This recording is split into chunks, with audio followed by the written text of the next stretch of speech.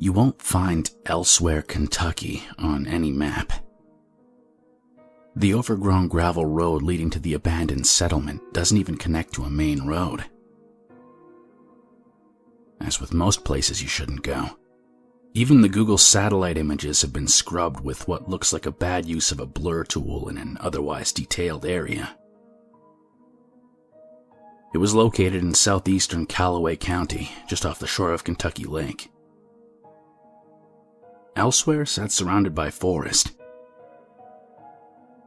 Until recently, several buildings remained. I'd heard stories of Elsewhere growing up. Being a Callaway County native, I'd heard most of the local folklore and ghost stories. I'd spent several nights in Asbury and Old Salem cemeteries looking to verify stories of creepy ghosts and various monsters. The most I ever got was spooked friends and a bad case of the willies.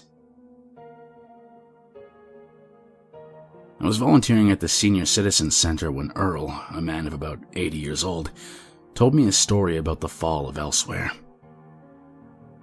It went like this.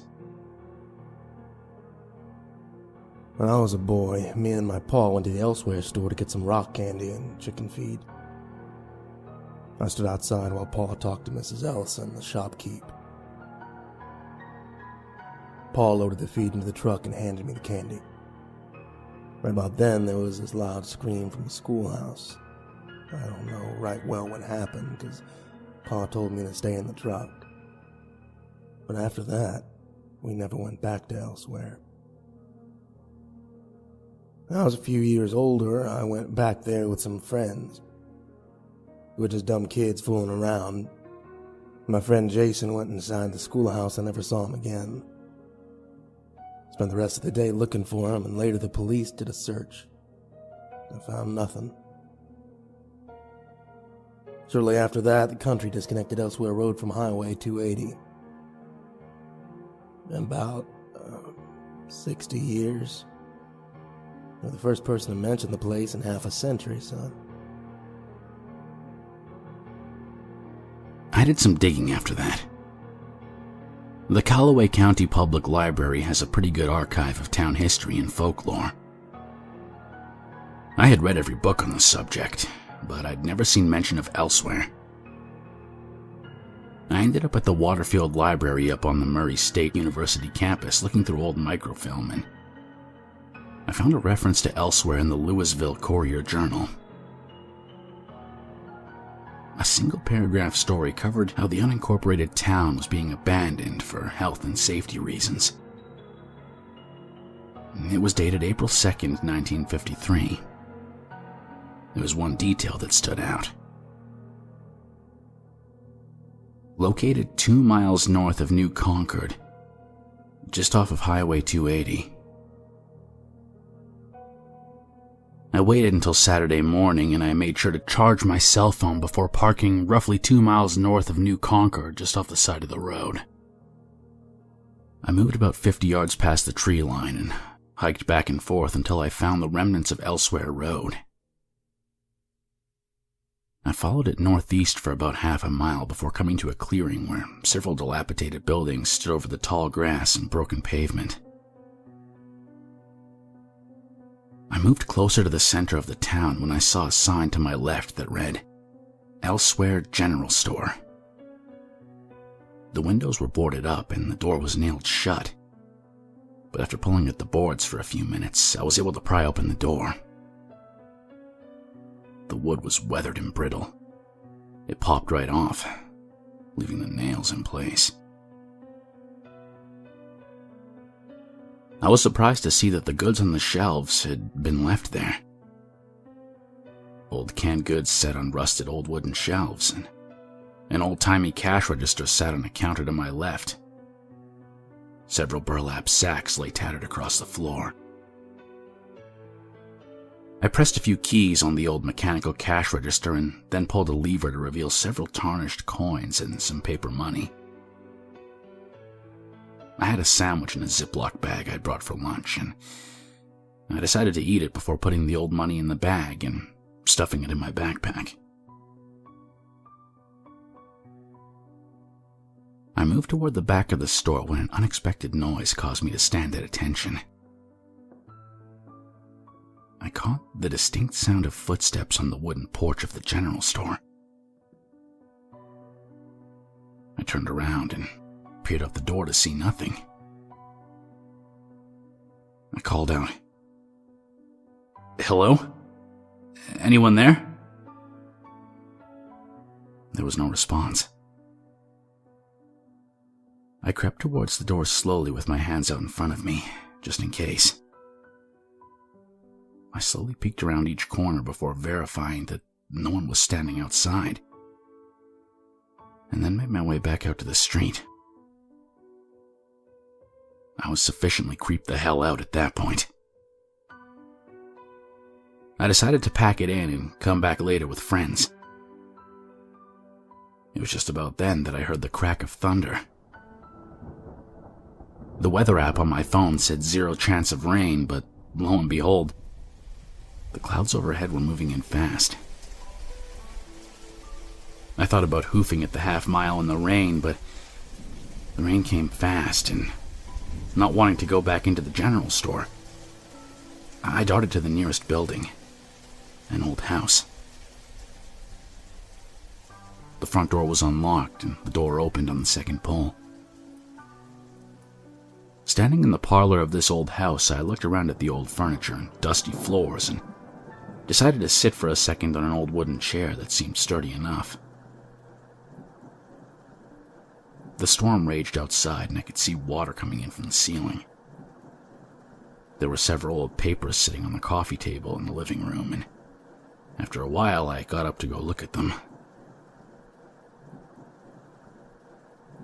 The yellowed papers were single-page editions of an old periodical called the Elsewhere Gazette. And the stories covered church events, pie recipes, and an advertisement for the Elsewhere general store. One of the papers in the stack bore the headline, "Tragedy in the Schoolhouse." The article told the story of a hysterical schoolteacher who had poisoned the cake she prepared for the students. And one surviving student ran out of the schoolhouse screaming when the woman tried to force him to eat some of the poisoned cake. It was dated August 12th, 1936. Earl's story put him there nearly 20 years later. I was curious as to what would have happened some 20 years after the tragedy, but not entirely willing to continue investigating. When the rain let up a little, I trudged back towards my car.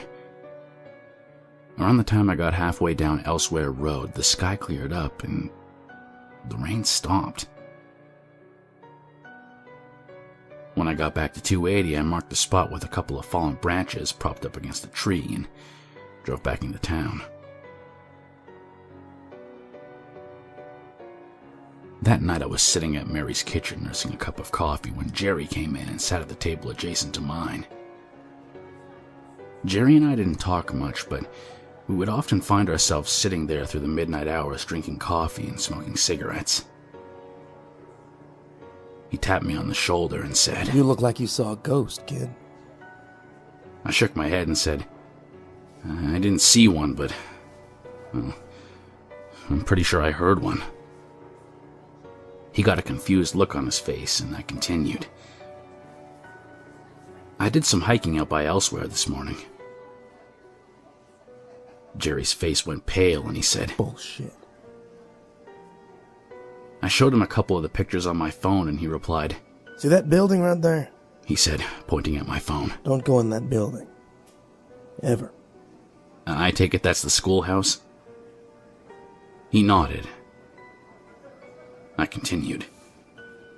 "What's the big deal about that place?" Earl up at the senior center said he didn't know what happened. I found an old newspaper article from about 20 years before Earl was there, but it didn't explain the scream he heard coming from it in the 50s. Jerry shook his head and said, "Around here we don't talk about Elsewhere in polite conversation. It ain't one of those things that needs discussing, but I can tell you're all curious, so I'll tell you. And then leave it be. I nodded. Jerry continued. I was born in '59, about 6 years after they abandoned the town.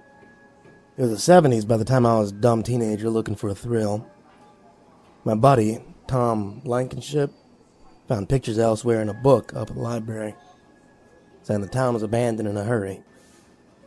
We drove his truck out there. We found everything boarded up, save for the schoolhouse. Tom went inside the schoolhouse, and I stood by the truck. You could still get to Elsewhere Road if you didn't mind driving over some saplings at that point. Jerry lit a cigarette and took a drag before continuing. Tom let out this wail like he'd been bit by a snake, and I rushed up to the schoolhouse expecting to see God knows what. Looked all over for Tom, but I couldn't find him. I ended up going to the cops. And that was when they told me about the ghost. Jerry took a long drag and stood up from his chair and moved across from me. There was this somber look in his eye that told me everything I needed to know about Tom's fate. He said in a hushed tone, So the deputy tells me that every couple of years some idiot goes out there. Goes in the schoolhouse only for nobody to see him again.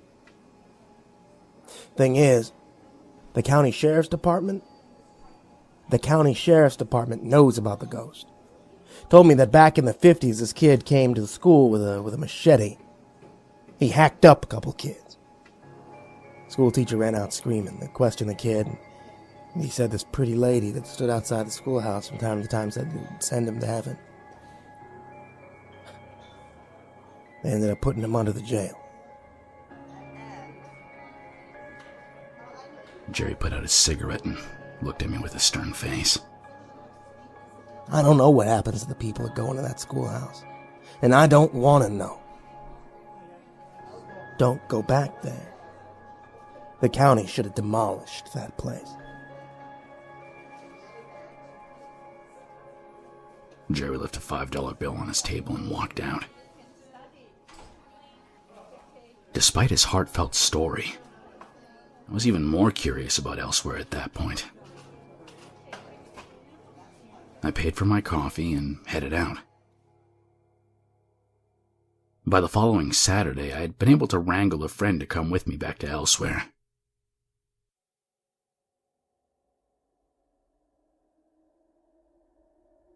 Katie was a local college student who was obsessed with ghost hunting in abandoned towns.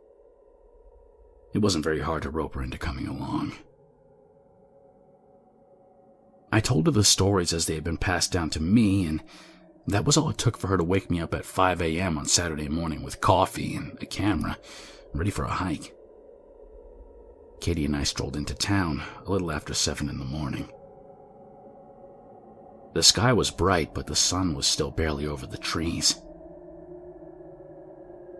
We decided to open the doors of the schoolhouse and look inside from a few feet back. I opened the door and shot back off of the ramp and back into the grass.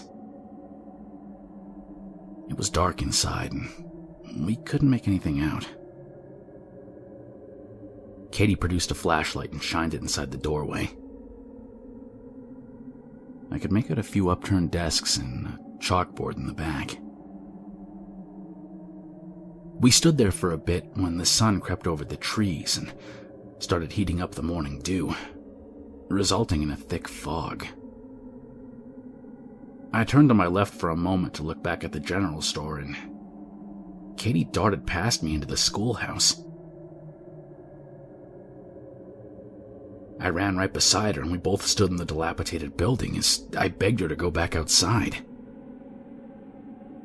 She responded, "I could have sworn I saw a kid standing in there."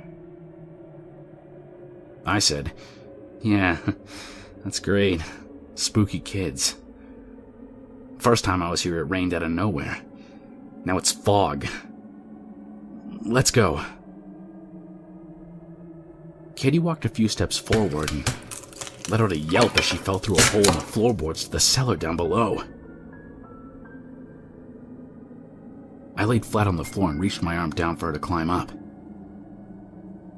She grabbed my wrist and I grabbed her with my other hand and tried to roll back and pull her up.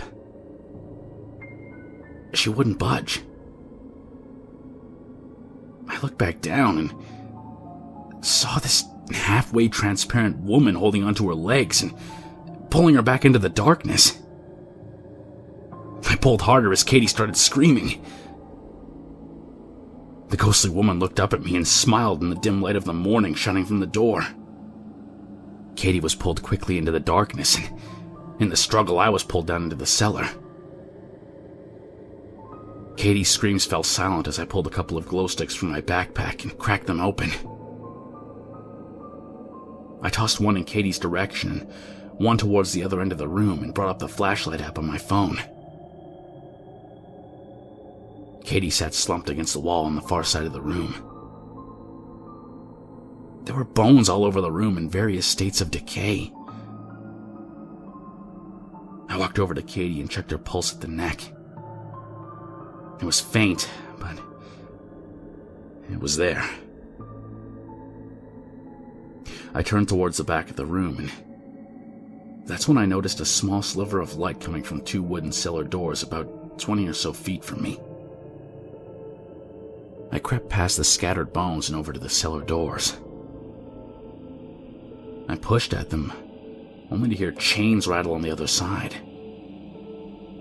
I pushed harder and kept banging at them until one of the hinges broke, and soon after another. I pushed the doors open and went back for Katie and threw her over my shoulder. As I was walking towards the opening to the outside, I felt a sharp pain across my back. I didn't look back. I bolted for the light. I tripped over one of the corpses and fell to the ground. My cell phone slid across the floor. I looked back and the ghostly woman was almost on top of me. I grabbed Katie by the wrist and took off for the stairs leading to freedom. Just as I crossed the threshold into the light, I felt a tug and looked back to see the woman holding Katie by the leg. I tugged and pulled and cursed and fought, and this otherworldly voice came from the apparition saying, "Let her go to heaven." I shot back, "Go to hell!" The woman's grip on Katie loosened, and I fell back onto the soft grass with Katie landing on top of me. I didn't wait around. A fireman carried her back to my car, and she came to about halfway through the ride to the police station. In my report to the deputy, I mentioned all the bodies I had found down there. He would later tell me that they had recovered 16 skeletons and one corpse that had only been there a few years. The county board voted to demolish the town shortly thereafter. It was kept hush-hush.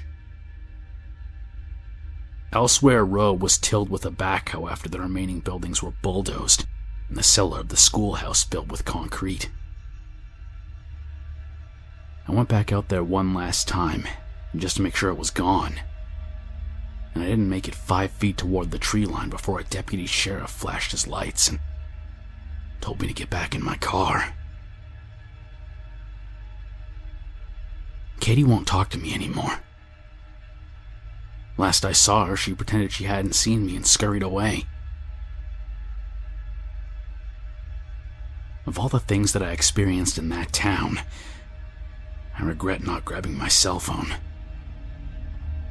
I had some pretty decent pictures. There's no record of Elsewhere, Kentucky. And now, there's nothing left of the town. I haven't been back, and from the way the county's been handling it, I don't think there's anything to go back to.